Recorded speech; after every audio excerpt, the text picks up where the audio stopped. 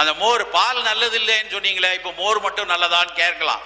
பால் மோராக மாறும்போது பாலினுடைய அத்தனை கெடுதலும் முறிந்துவிடும்.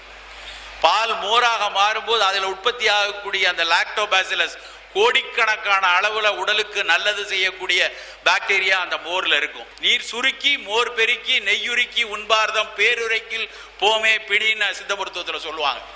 நீரை சுருக்கி நீரை காய்ச்சி குடி, மோரை பெருக்கி குடி. மோரில் நிறைய தயிர் நிறைய கடைஞ்சி தண்ணியை ஊற்றி நல்ல மோரை பெருக்கி குடி, நெய்யை உருக்கி சாப்பிடு, குறைவான அளவில் எடுத்துக்கோ அப்படின்னு சொல்லி அன்றைக்கு சொல்லியிருக்காங்க. இந்த மூணையும் சாப்பிட்றவன் பேர் உரைக்கில் போமே பிணி அப்படின்னு சொன்னாங்க.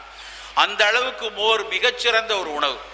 அந்த மோரையும் கம்பங்கூழையும் அல்லது மோரையும் வரகரிசி சோறையும் வாரத்துக்கு 2-3 நாளாவது நம்ம சாப்பிட்டோம்னா பல நேரங்களில் உடல் எடை குறையிறதுக்கும் சர்க்கரை அளவு கட்டுப்பாட்டில் வைத்திருப்பதற்கும் பேருதவியாக இருக்கும் நண்பர்களே.